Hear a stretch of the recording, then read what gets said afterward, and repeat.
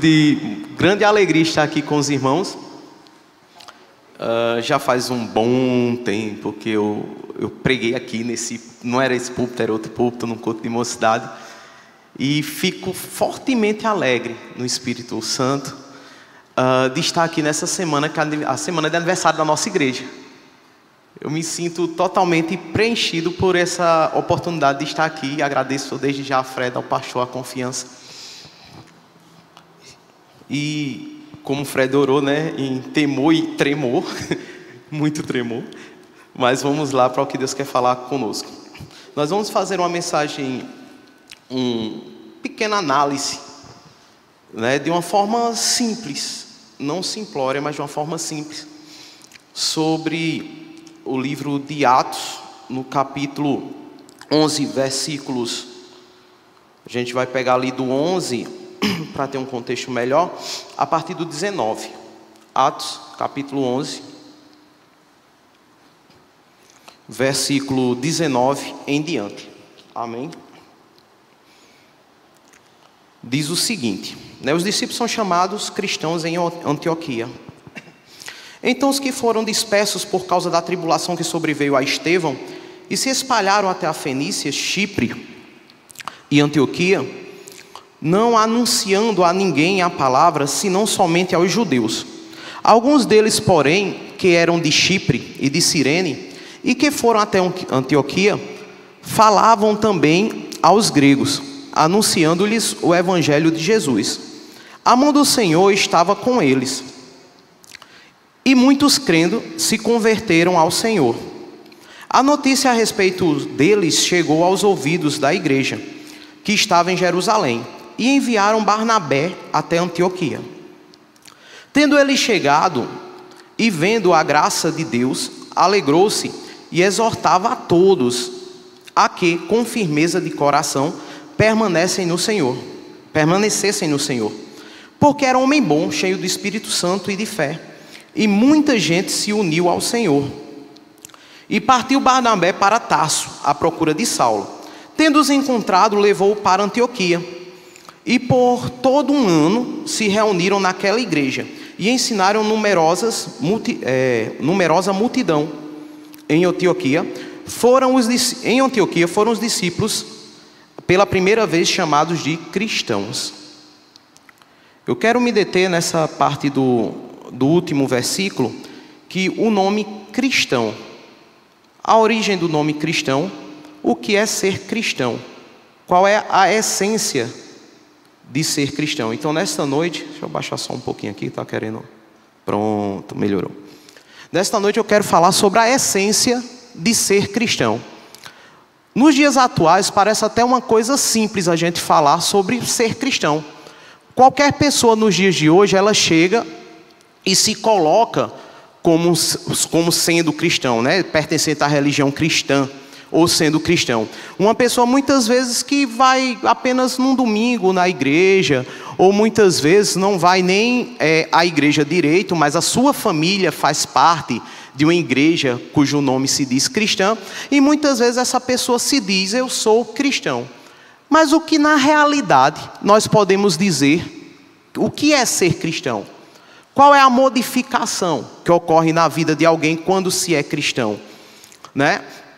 Nós percebemos aqui, algumas pessoas se caracterizam por cristão apenas pela questão da roupa que vestem, ou então pelos jargões que se utilizam, né? Vai bênção, oi, tudo bem, a paz do Senhor, aquela coisa toda. Mas será que é isso que a Bíblia nos ensina? Será que é isso que os apóstolos faziam? Porque aqui em Antioquia, os cristãos foram recebidos com esse nome pela primeira vez. Até antes desse período aqui não se falava de cristão. Qual era o sentido da palavra cristão? Como nós podemos ver aqui, o nome cristão, que dá-se origem aqui na igreja de Antioquia, era um nome que a princípio era pejorativo. Era um nome de desdém. Era um nome de alguém que falava que era o partidário ou seguidor de Jesus Cristo. E essa pessoa, ela era vista de uma forma meio que repulsiva dentro da sociedade, já que era uma sociedade judaica. Você ia ter ali os judeus e você tinha agora os que eram partidários de Jesus. E o pessoal dizia, oxente, esse aqui é partidário de Jesus, ó, lá vai o cristão. e começavam a acusar e começavam a chamar essas pessoas de cristão. Quando a gente faz uma análise histórica, a gente observa que a partir do capítulo 11, versículo 26, as pessoas começam a ser chamadas pela primeira vez de cristão, e mesmo assim eles não se autodenominavam cristãos. Eram os outros que chamavam eles. Tá certo? Então o nome cristão vem de Christos, que significa ungido ou escolhido, que é o nome dado a Jesus Cristo.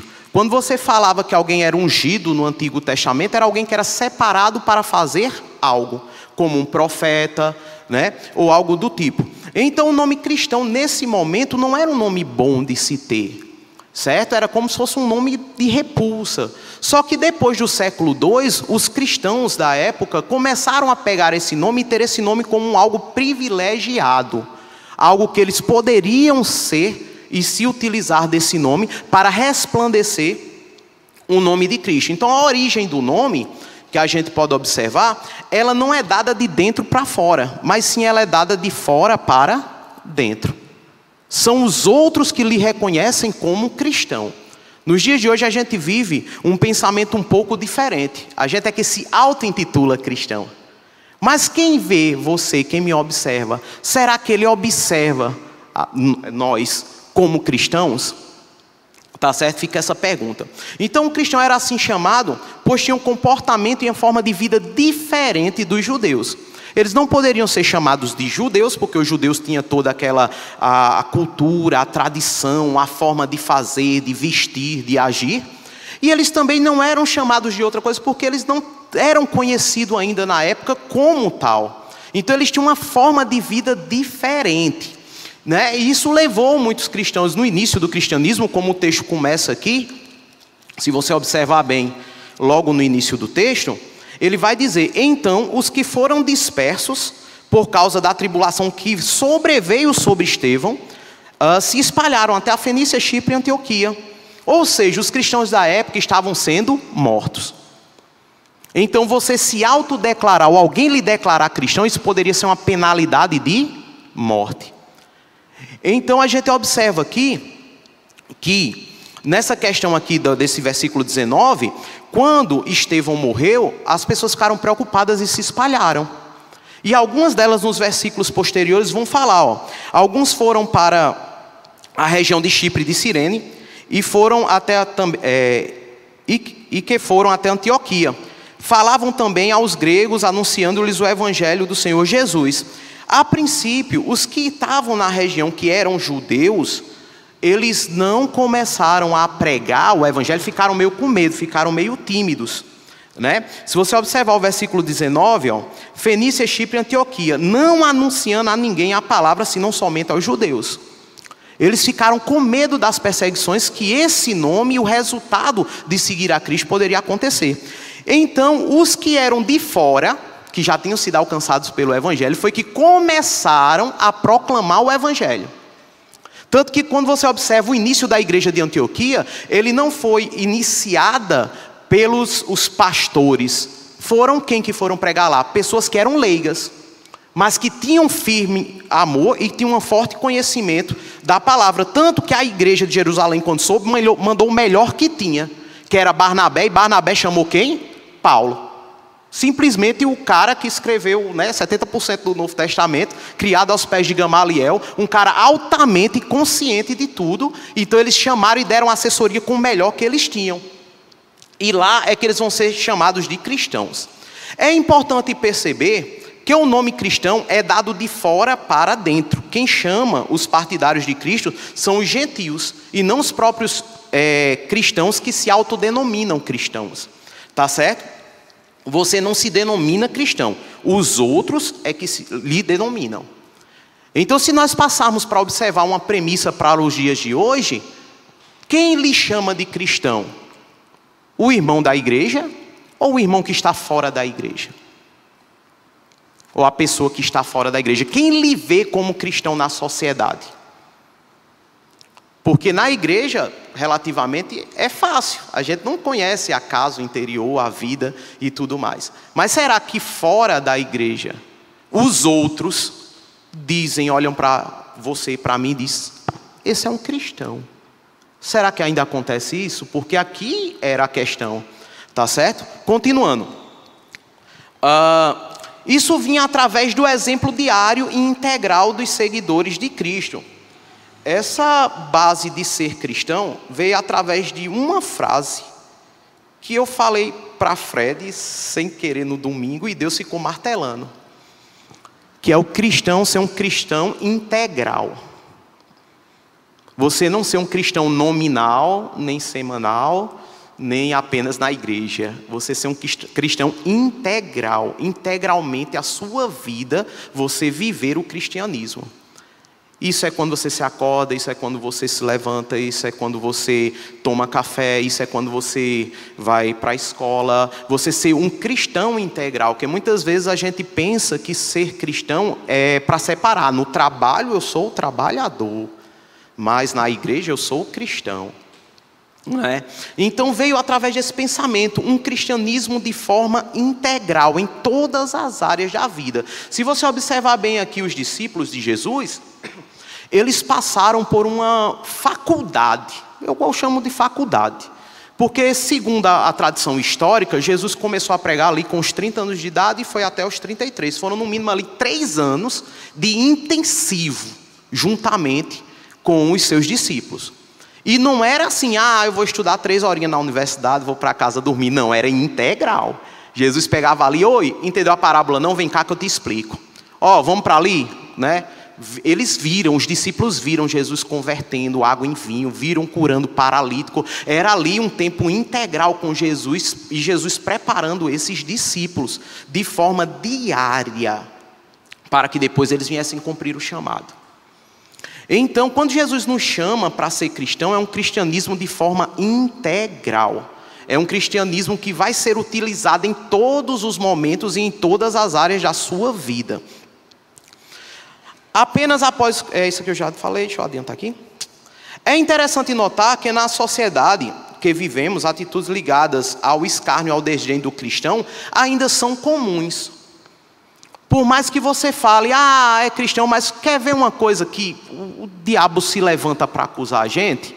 É quando a gente erra qualquer coisa perto de alguém que não é cristão. Primeira coisa que faz, oxente, não é crente? Não é cristão? E ainda vem esse escárnio, né, da estigma do nome crente. Por quê? Porque nós temos que resplandecer Cristo. E qualquer coisa que desfigure a figura de Cristo, né, o inimigo utiliza-se para apontar. Mas não se preocupe, porque a gente está no estado de santificação. A gente pode cair, certo? Mas o Espírito Santo ele vai nos ajudar a levantar. Amém? Então ser cristão não é apenas um simples nome. Ser cristão não é apenas falar que pertence a uma igreja, não é apenas vestir uma roupa. Ser cristão é viver a vida de Cristo, viver os ensinamentos de Cristo, fazer o que Cristo manda você fazer, tal qual Ele fez em carne. Então, quais são as características que faziam os seguidores de Jesus Cristo serem observados na sociedade de Antioquia, certo? E na sociedade aqui de Atos, no início da igreja cristã, que chamou eles a atenção para serem cristãos? O que foi que chamou a atenção da sociedade? Se eles fossem iguais, eles não iam chamar a atenção. Então teve alguma coisa que era diferente. Primeira coisa que nós podemos ver aqui, eles eram discípulos de Cristo. Ser discípulo de Cristo nada mais é do que você ser um imitador de Cristo. O apóstolo Paulo, ele diz lá em 1 Coríntios 11:1 que o que? Sedes meus imitadores, porque assim eu sou de Cristo, certo? Em 1 João 2,6 está escrito o seguinte, João escrevendo, ele diz, quem declara que permanece nele, também deve andar como ele andou. Não tem como você dizer que você é cristão, os outros olharem para você e não ver algo diferente. Infelizmente ou felizmente, você não pode ser igual ao mundo. O mundo que eu digo, né, do grego aion, né, esse sistema que modifica o mundo. Ok? Então você não pode ser igual ao sistema. Você não pode fazer as mesmas coisas que os outros fazem. Você tem que ser o seguidor de Cristo. Tem um versículo aqui que quando eu li ele, eu achei um pouco pesado, mas foi João que escreveu, não fui eu não, viu? Que está em 1 João 2,4, que diz assim, aquele que afirma, eu conheço, e não obedece os seus mandamentos, é mentiroso, e a verdade não está nele. Então, se você afirma que conhece a Cristo e não faz o que Ele manda, você está sendo mentiroso. Você está mentindo não só perante a sociedade, mas perante a você mesmo, porque você não está aceitando realmente quem Cristo é na sua vida. E é interessante que esse diz eu conheço, né? Ele vem de um conhecimento forte e firme, né? Que vai ser a gnosis, aquele conhecimento de você observar, analisar, estar instruído ali dentro desse pensamento. Então, você ser discípulo de Jesus, você tem que ser um pequeno Cristo, certo? Você tem que observar tudo que Jesus Cristo fez e andar tal qual Jesus Cristo andou. É fácil? Não. Por isso o meu pensamento nesta noite sobre o que é ser cristão. Porque não é uma missão fácil. Porém, é uma missão que é nos dada como cristãos, de seguirmos a Jesus, que pode ser feita. Continuando. Mediante esses versículos, percebemos que devemos resplandecer Cristo em nossa vida, através de tudo o que fazemos. O resplandecer Cristo, pense um pouco comigo na questão de um espelho, certo? Acho que aqui todo mundo já tomou banho quente em um banheiro, eu acho, né? Quando você toma banho quente em um banheiro, o que é que acontece com o espelho? Ele fica todo embaçado. Você olha para aquele espelho e você não observa direito a imagem que está à sua frente, certo? Então, muitas vezes, o que é que acontece conosco no nosso dia a dia? Nós somos que nem um espelho, e nós temos que resplandecer quem? Jesus Cristo. Se nós, por algum motivo, estivermos embaçando a imagem de Jesus, quem olhar para nós não vai ver Jesus do jeito que Ele é. E isso vai levar muitas pessoas a não ter uma firmeza no cristianismo que eu ou que você prega. Porque ele não vê resplandecendo através de você Jesus Cristo. Isso é muito forte. Mas é necessário. Então, diante deste pensamento, nós temos que resplandecer Jesus, ser um espelho limpinho. E temos que ter cuidado com isso. De sempre estar o quê? Limpando e mostrando a realidade de Jesus. Para quem observar você, não vai observar você. Vê Jesus Cristo. Vê Jesus Cristo através das suas atitudes, das suas ações, do seu dia a dia. Então, calma aí, só um minuto. Achou. É que está faltando uma parte. Eu digo, gente, já vai para o final, conversa, ainda tem coisa aqui, né? Ainda tem um tempinho. Vamos lá, então quem observa você tem que observar Jesus Cristo na sua vida, certo? Isso em todos os momentos. E é interessante que a forma que os cristãos viviam na época causava mudança na sociedade. Não era apenas um cristianismo para mim, né? Não era um cristianismo apenas para minha casa, mas era um cristianismo para toda a sociedade. E o cristianismo, ele é causa de revolução. Quando ele chega, ele modifica. Quando Jesus chega, as coisas não ficam do jeito que são. Certo? Quando Jesus Cristo chega, algo muda. Quando um discípulo de Jesus chega, como a gente viu aqui, Barnabé era um homem que é citado aqui como cheio de Espírito Santo e de fé. Um homem bom. Era um homem que era observado na Bíblia como um exemplo de Jesus Cristo. Ou seja, um verdadeiro discípulo. E quando ele chegou, ele foi instruir a igreja de Antioquia. E quando ele começou a instruir a igreja de Antioquia, a primeira coisa que ele fez quando viu lá, ele tendo chegado, ao versículo 23, tendo ele chegado e vendo a graça de Deus, ele se alegrou. E exortava a todos a que, com firmeza de coração, permanecessem no Senhor. Então ele era um discípulo de Jesus. Quando ele viu aquilo, ele não sentiu inveja, ele se alegrou e começou a ajudar a igreja que estava se formando, certo?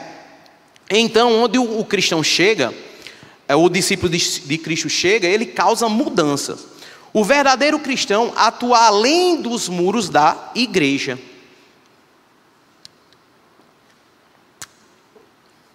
Como eu disse, não é um cristianismo apenas para mim, para minha família, além dos muros da igreja.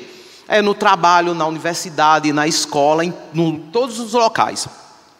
Alguns exemplos que nós podemos ver aqui de atuação de cristãos, eu vou citar um exemplo bem conhecido, né, de todos, que seria o próprio João Calvino. Muitas vezes a pessoa fala, João Calvino, calvinismo, João Calvino, calvinismo. Mas o que foi que João Calvino fez? Certo? Ele era formado em teologia e direito.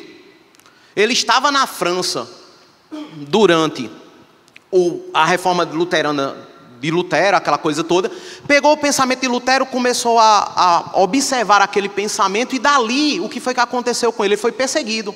E o protestantismo na França foi colocado na ilegalidade, ele teve que fugir.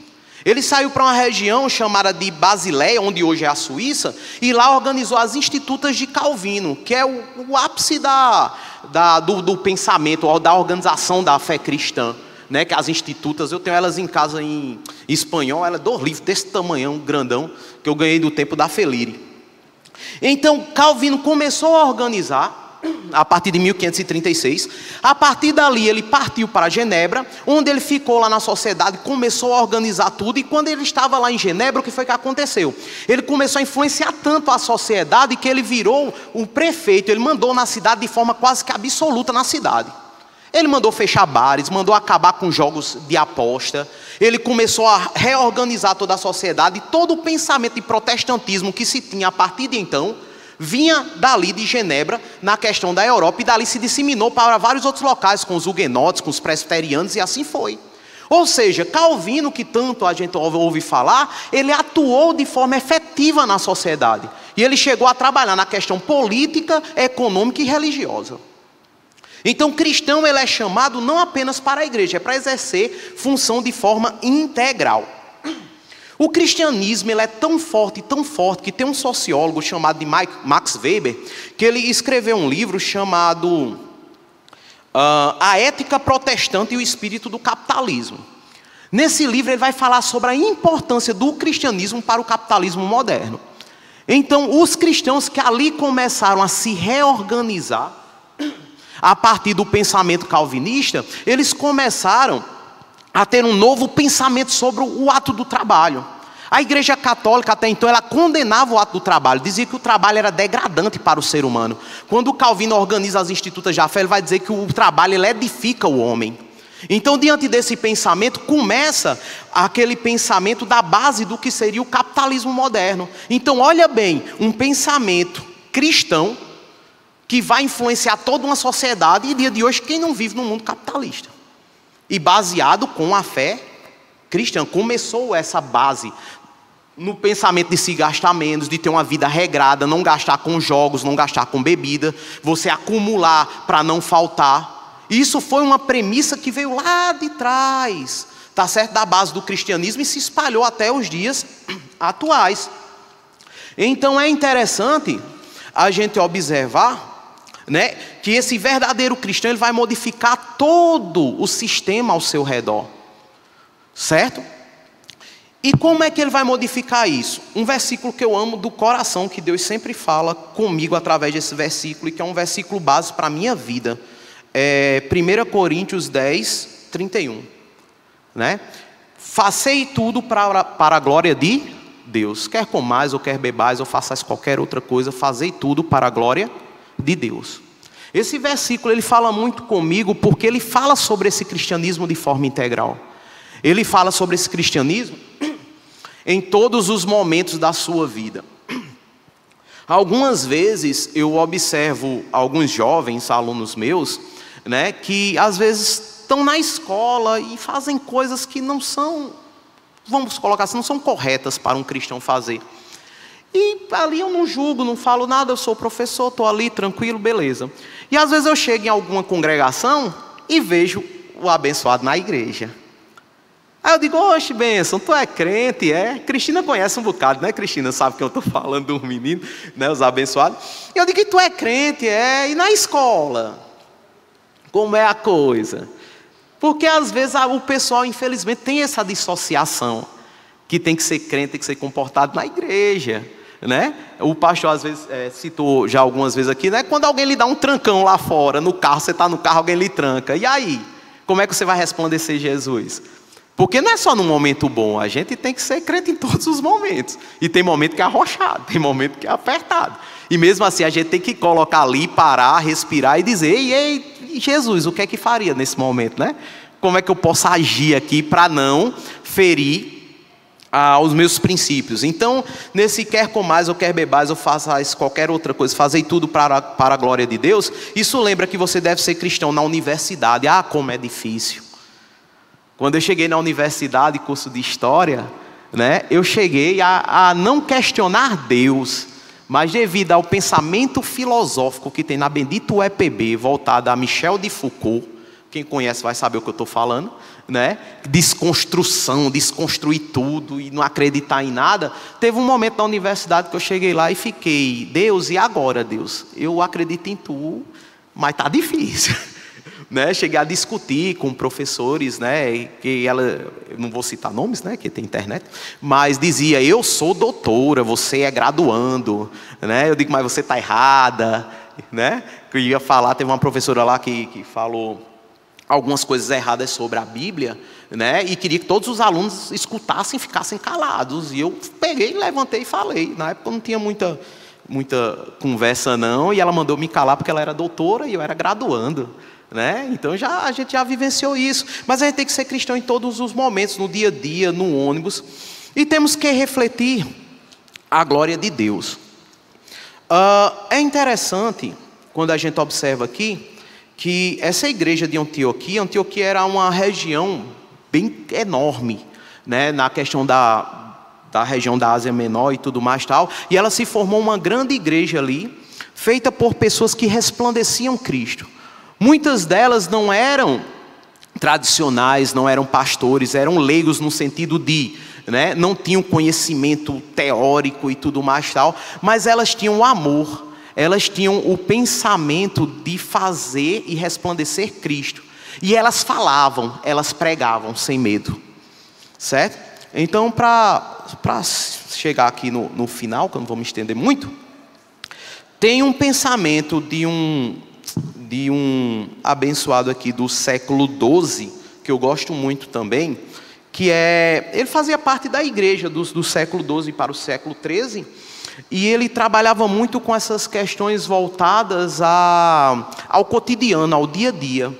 E ele falou uma frase que me chamou muita atenção, que ele disse o seguinte: pregue sempre que possível, utilize palavras apenas quando for necessário.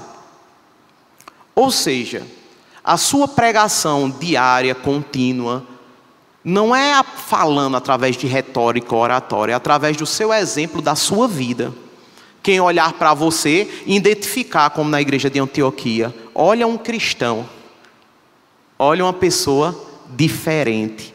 Então a nossa pregação tem que começar a partir da nossa conduta, do nosso hábito diário, para quem olhar para cada um de nós, observar, e não nós nos designarmos, mas alguém de fora, observar e dizer: olha o cristão, tá certo? Então temos que expressar Jesus em nossas vidas através do exemplo diante de toda a sociedade. Fred? Amém. Orar? Vamos orar.